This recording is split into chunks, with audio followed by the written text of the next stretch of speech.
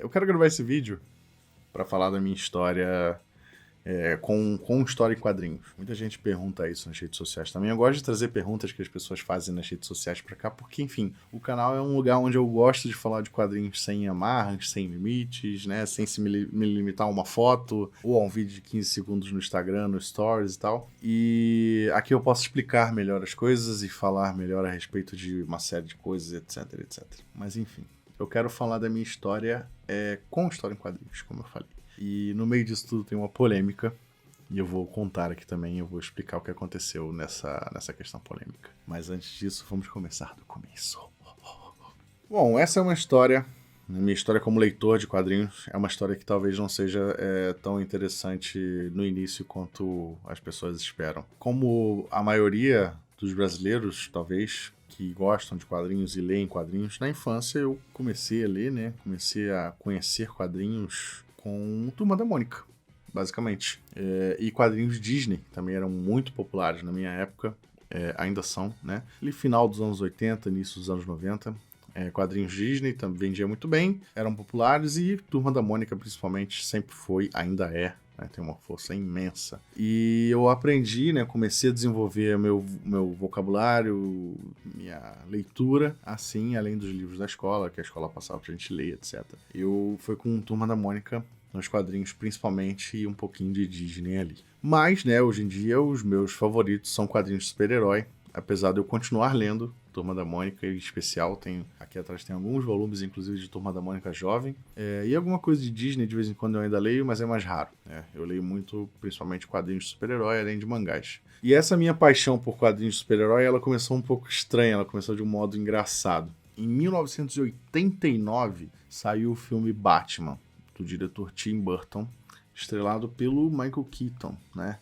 Michael Keaton e Jack Nicholson. Michael Keaton era o Bruce Wayne, o Batman, que tá até cotado aí pra voltar, né, ao papel no filme do Flash. E o Jack Nicholson vivia o Coringa, a primeira grande versão do Coringa nos cinemas, apesar de a gente ter tido no passado já o César Romero, né, como Coringa na série do Batman dos anos 60, fazendo um trabalho super icônico. E aí esse filme do Batman, eu só fui ver em 90, né, 90, 91, não lembro direito, porque eu não tinha idade ainda para ir no cinema, especialmente para ver um filme adulto, em termos. Então eu fui ver só quando passou na TV ou saiu para aluguel na locadora, que antigamente não tinha Netflix. Então a gente tinha que alugar fitas para passar o filme no videocassete, que era um aparelho que a gente tinha em casa. E aí eu assisti o filme do Batman e fiquei apaixonado, assim. E aí depois do filme do Batman veio o seriado do Batman, animação, né, o Batman Animated Series, que foi uma série também animada muito boa, muito elogiada até hoje, ela envelheceu muito bem e ainda é um dos melhores desenhos de super-heróis já feitos. Ganhou prêmios, enfim, gerou uma série de coisas. Foi responsável pela criação da Arlequina, né? Pra quem não sabe, ela nasceu nesse desenho. E aí, influenciado pelo filme do Batman, comecei a ver o desenho do Batman. E gostei bastante, porque ele tinha muitos elementos do filme também, apesar de ter uma personalidade muito própria. E aí foi nessa época que eu mais ou menos me interessei em ler os quadrinhos, né? Eu fui descobrindo que aqueles personagens que eu já gostava existiam em outra mídia, que era a mídia original deles, que são as histórias em quadrinhos, impressas e etc, né? E isso aqui, né? Eu era uma criança. Em início dos anos 90, eu tinha 5 anos, não tinha dinheiro para comprar, então dependia do meu pai, principalmente para comprar, que ele trabalhava na época. Eu lembro disso claramente, né? Um certo dia eu pedi para ele comprar um quadrinho do Batman para mim, porque eu queria ler a historinha do Batman, porque eu gostava do desenho, porque eu gostava do filme e por aí vai. E aí ele comprou, ele foi na banca, o primeiro quadrinho que tinha o Batman na capa, ele comprou para mim. E ele trouxe essa revista aqui. Essa revista é a Super Powers 28, era uma revista muito antiga da editora Abril, que é uma editora bem antiga também, que publicava quadrinhos no Brasil. E ela trazia o conflito do Batman contra o Exterminador, só que na época eu nem sabia quem era o Exterminador. Eu vi aquele cara na capa com o Batman e eu super estranhei, porque era um personagem que eu não conhecia. E assim, principalmente porque o traço, eu estranhei porque o traço da revista era completamente diferente do traço da animação. Então eu cheguei a achar que nem era a mesma coisa, sabe? Eu achei que... Você vê, essa revista saiu em 93. Foi mais ou menos a mesma época que eu comecei a ver o desenho. E em 93 eu tinha, sei lá, 8 anos de idade. Então a minha cabeça funcionava, né, de uma forma meio diferente. A gente não entende. Quando a gente é criança, a gente não entende várias coisas. E eu não entendia que aquilo ali na revista era o Batman original, né? Era o verdadeiro Batman que inspirou o desenho, e não o contrário. E aí quando eu vi aqueles desenhos super adultos, sabe? Uma história super dark, com violência e personagens que eu nunca tinha visto na vida, eu estranhei e não gostei. Eu briguei com meu pai, falei que ele comprou errado. Só que eu não tinha dinheiro pra comprar, então eu nem fui na banca tentar comprar outra. Então simplesmente eu não gostei e larguei de lado, continuei vendo o desenho. E assim vieram, né? Outros desenhos, Homem-Aranha, X-Men. Nos anos 90 tinham bons desenhos de super-heróis, principalmente esses também do Homem-Aranha e dos X-Men eram muito bons. X-Men eu gostava, mas eu estranhava um pouco, eu gostava mais do Homem-Aranha. E aí nessa época eu recebia um negócio do meu pai chamado mesada. Eu não sei se existe hoje em dia, vocês me desculpem, que é basicamente um trocado que os pais davam pros filhos na época. Tipo, sei lá, como se fosse hoje em dia. Todo mês eu vou te dar R$10, filho, que é pra você saber administrar o seu dinheiro, não sei o que. E era isso. Era uma merreca que criança não tinha contato com dinheiro, então qualquer dinheiro era dinheiro. E aí, com a minha primeira mesada, eu decidi ir na banca de jornal comprar um quadrinho do Homem-Aranha. Porque aí eu fui descobrindo, né, que o Homem-Aranha... Lembre-se, nessa época não tinha internet, não tinha computador. A gente descobria as coisas nas rodinhas da escola, tá? Conversando com os amiguinhos. E aí eu fui na banca comprar uma revistinha do Homem-Aranha. E aí eu encontrei, em 1995, a Homem-Aranha número 142. Essa revista aqui. Homem-Aranha estava prestes a entrar na saga do clone, para quem já lê quadrinhos e conhece, né? E era uma história muito legal com o Homem-Aranha conversando com o Fera. O Homem-Aranha estava prestes a ser pai. A filha dele com a Mary Jane ia nascer. Que, enfim, essa filha ficou perdida aí no tempo, é uma longa história. Mas o Homem-Aranha queria conversar com o Fera sobre a possibilidade da filha dele nascer mutante, porque o Fera é um mutante cientista, então podia dar uma dica. E eu lembro isso claramente porque eu li essa história e eu entendi essa história. Nessa época, lá 95, eu já tinha uns 10 anos, eu já tinha um discernimento um pouquinho maior, e aí eu consegui entender essa história e foi muito interessante, porque era muito diferente não só do que eu via na TV, mas também era muito diferente do que eu via em Turma da Mônica, Disney, etc. E por aí foi, né? Por aí foi. Aí foi paixão, aí eu comecei a me apaixonar de verdade por quadrinhos, comprando sempre que eu podia, dinheirinho de mesada, juntando dinheiro de merenda, né, merenda escolar, e enfim, uma série de coisas que eu comprei e li ao longo desses meus primeiros anos de quadrinhos. Só que eu me afastei um pouco, teve uma época que, enfim, não tinha dinheiro para comprar, eu era muito criança, até o ano 2000, eu fui fazer 15 anos, eu acho, no ano 2000 exatamente. E aí nessa época, né, eu era adolescente, já não era tão mais novo assim para ganhar mesada, porque o meu pai me dava mesada só quando eu era criança. Mas eu ganhava dinheiro para comer na escola, o famoso dinheiro da merenda, né? E aí foi nessa mesma época que aconteceu o meu segundo renascimento nos quadrinhos. Né? O primeiro foi com essa revista do Homem-Aranha nos anos 90. E aí no início dos anos 2000 aconteceram duas coisas que fizeram eu voltar para os quadrinhos e curtir esse tipo de leitura. Primeiro, os mangás, né, os quadrinhos japoneses, voltaram a ser publicados no Brasil com grande força nessa época. A editora Conrad lançou Dragon Ball e Cavaleiros do Zodíaco. Então, foi uma febre, porque era a primeira vez que esses dois títulos estavam sendo publicados no Brasil e eram títulos super elogiados. Nessa época, lembrando, Cavaleiros do Zodíaco ainda não tinha a saga de Hades, então era uma coisa que ia ser inédita no mangá e tava todo mundo super animado por finalmente poder ler a saga de Hades. E aí, com esse dinheiro de colégio, né, de lanche, de merenda, eu conseguia comprar essas coisas e mais outras coisas. E além disso, em 2002, né, 2 anos depois, estreava nos cinemas o filme do Homem-Aranha. Já tinha filme dos X-Men, tinha filme do Blade, mas estreou o filme do Homem-Aranha que foi assim, boom, uma explosão para os filmes de super-herói, foi um enorme sucesso. O Homem-Aranha ainda não tinha tido um filme, né, de Hollywood, de alta qualidade, e veio o primeiro Homem-Aranha de 2002 com o Tobey Maguire e arrebatou, assim, em termos de qualidade. E nessa época, a Editora Abril, eu tô com uma página de internet aqui aberta, a Editora Abril lançou uma nova linha de quadrinhos da DC, porque os quadrinhos estavam passando por uma fase complicada de serem caros, estavam sendo lançados em formatos muito de luxo, etc. E a Editora Abril lançou uma linha econômica só da DC Comics, chamada Planeta DC. Aí tinha Batman, Bat-Squad, Defensores, Superman, Liga da Justiça, enfim. E aí na onda do Homem-Aranha, o quadrinho do Homem-Aranha tava com uma outra editora, que era Panini, e era mais caro, eu optei por comprar esse Planeta DC, que era o que cabia no meu bolso, né, com dinheiro de merenda. Porque cada edição era R$2,50, enquanto uma edição, sei lá, de quadrinho da Marvel era, deixa eu ver aqui, R$6,90, né? Que era Era publicação. Então era, tipo, mais do que o dobro, né? Do que a publicação do DC. Então eu comprei a publicação do DC. Então aí eu voltei, depois de ficar alguns anos afastado por falta de grana, por não ter trabalho e tal, porque eu era um adolescente. Eu voltei a comprar quadrinhos, né? Usando de qualquer dinheiro que eu ganhava, de madrinha, dinheiro de paz, dinheiro de presente, qualquer dinheiro que eu ganhava, que eu não trabalhava ainda também, eu só fui trabalhar com 18 anos, eu comprava quadrinhos, e esses quadrinhos baratinhos da DC foi que me fizeram voltar de vez, além dos mangás da Conrad e enfim, Conrad JBC, todo mundo publicava mangá no início, nessa época. E aí foi meu grande retorno. Só que aconteceu uma coisa no meio do caminho também.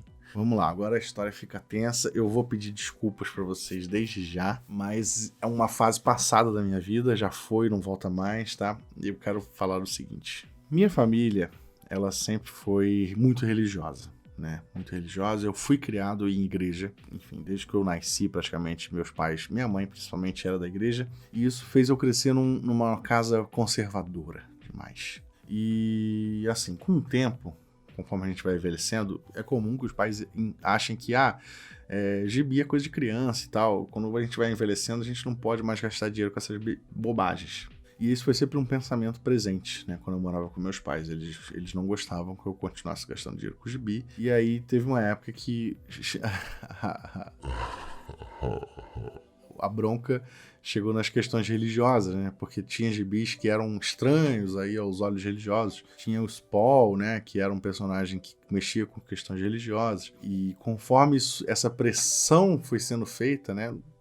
Normal, acontece em muitas famílias, né? Não devia ser normal, mas enfim.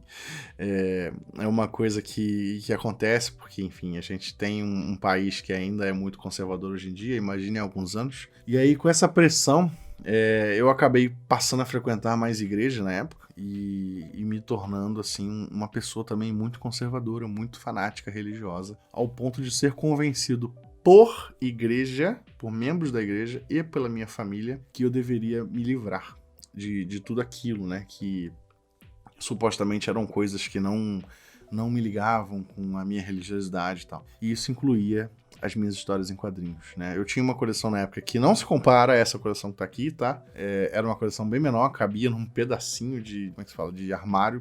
Se eu achar uma foto por aqui, eu coloco aqui nesse vídeo. Se tiver aparecendo aqui, apareceu. Se não tiver, não apareceu, porque eu não achei. Mas aí eu, na época, convencido, né? Você imagina, um adolescente de 16, 15 anos, né? Sei lá, tinha 16, 17 anos, coisa assim. Você é convencido, você não tem uma cabeça muito forte ainda, você ainda tá se formando como pessoa, como adulto. Nessa fase é todo mundo assim, tá? Não, se você é muito jovem e tá ouvindo isso agora, não se sinta ofendido, todo mundo é assim, você está se formando enquanto você é adolescente. E aí nessa época eu fui convencido por esses dois fatores, né? Muito importantes na minha vida, que era a igreja, as pessoas da igreja e a minha família. Principalmente a minha família, que é mais importante do que a igreja, inclusive. E aí, por espontânea pressão... vontade, né? Ou pressão. Vontade barra pressão. Eu peguei toda a minha coleção e joguei fora. E taquei fogo. Porque eu achava que tudo aquilo ali estava prejudicando a minha conexão com a igreja, não sei o quê. Eu caí nesse papo, né? E eu acabei jogando fora, acabei botando fogo. E isso eu acho que é um dos erros que eu mais me arrependo até hoje na minha vida. Porque tinham coisas bacanas ali, tinham coisas raras já que eu tinha conseguido comprar com pouco dinheiro que eu ganhava. E acabei me desfazendo. E a maioria dessas coisas eu consegui reaver, mas muitas dessas coisas eu até hoje não vi nunca mais. Não consegui comprar de novo, não consegui ver de novo, então, enfim, foram realmente perdidas. E é muito lamentável isso, porque você queimar uma leitura, né, eu acho que é uma das piores coisas que um ser humano pode fazer, porque leitura, cara, é uma parte muito importante da nossa cultura, né? É uma parte que é íntima do ser humano, é uma parte, pra mim, principalmente, então, é uma parte que, sei lá, é um pedaço da minha carne, sabe? A leitura em geral, não só de quadrinhos, tá? De livro também. Então, eu acho que pra uma pessoa ela chegar num ponto de pegar material de leitura legítimo e inofensivo, sabe? Que são quadrinhos, e tacar numa fogueira... por pura vontade própria, porque a coisa realmente estava feia na cabecinha daquela pessoa. E essa pessoa era eu, né? Lá no auge dos meus 16, 17 anos. É claro que, depois de um tempo, eu vi a besteira que eu fiz. Questões tá? Eu não tô aqui criticando religiões, não tô criticando religião nenhuma, só tô dizendo que eu cometi um ato que eu não deveria ter cometido em função de pressões externas. E você pode ter sua religião conforme você quiser, sabe? Desde que você respeite as outras pessoas, você é livre para isso. A gente vive numa sociedade para respeitar e ser respeitado, né? Amar ao próximo, como é a grande lição do cristianismo que muitas pessoas infelizmente esquecem. Mas esse é um ato que eu me arrependo muitíssimo. Não faria de novo, de jeito nenhum. E, enfim, é uma coisa que eu não recomendo a ninguém. Né? Porque além de ser horrível você simplesmente pegar a sua história, né, como leitor de quadrinhos e tudo que você conquistou ali e conseguiu e simplesmente jogar fora, você, sei lá, você fez por razões extremamente questionáveis. Né? Eu, no caso, não você que está assistindo. Mas é isso, assim, depois isso passou. Com o tempo eu fui enxergando a besteira que eu fiz. Hoje eu tô com mais de 30 anos, então isso já tem bastante tempo.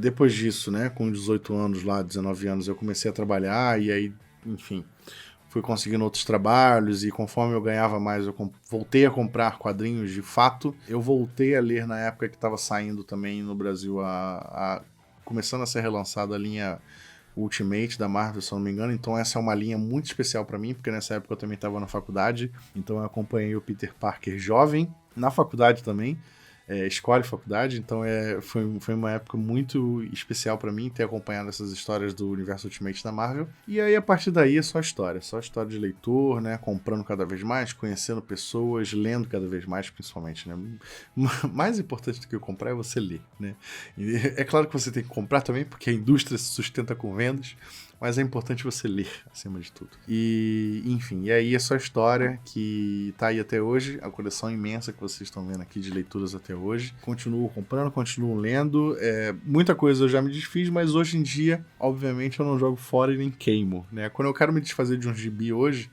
como eu tenho uma situação financeira que me permite comprar várias coisas que eu gosto, felizmente, eu raramente vendo meus gibis, inclusive, quando eu quero me desfazer, eu dou esses gibis.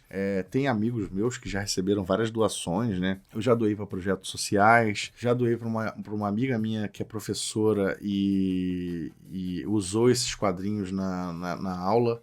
Então foi uma experiência muito bacana, também essa questão. Já doei para amigos meus que queriam, né, ler coisas e também não tinham condições de comprar e eles levaram, né, super felizes. Já doei, enfim, eu dificilmente vendo um quadrinho. Se você me vê vendendo é porque aquele quadrinho vale realmente uma grana e nem sempre é uma grana que se, como é que se fala, que se desconsidera, né? Mas é isso, hoje em dia eu tô aí, firme e forte na leitura, tenho o canal aí para dividir com vocês a minha experiência como leitor de quadrinhos. E eu espero que esse vídeo tenha sido esclarecedor para você sobre a minha história como leitor de quadrinhos, sobre tudo que eu já vivi nesse meio, lendo e como leitor, como profissional da área, como jornalista, como fã, entre tudo e todos que os quadrinhos me trouxeram, né? Entre todos os benefícios e malefícios, enfim, todas as experiências que eu vivi. Não queimem quadrinhos, não queimem leituras, não queimem livros. Isso é muito, muito feio. Isso é uma vergonha que eu vou carregar pra vida. Mas em minha defesa, eu era um adolescente meio perdido, com pouca coisa na cabeça ainda e com a cabeça um pouco fora do lugar, tá? E isso, assim, eu não tô também culpando meus pais, nem nada do tipo, não. Eu realmente, nessa época, eu tinha alguns outros problemas também que não vem ao caso comentar aqui. E, enfim, me levaram a tomar decisões burras e estúpidas que eu jamais vou repetir na vida. É isso, esse vídeo ficou por aqui, desculpe o tom pesado que ficou depois, não queria deixar as coisas muito tristes, mas enfim, acho que precisava contar essa história. Quem quiser ver agora tá aí, disponível para todo mundo ver, valeu? Me diz o que você achou dessa minha história e compartilha a sua aí também nas respostas, eu quero ler a história de vocês como leitores e leitoras, valeu? Fico por aqui, até o próximo vídeo.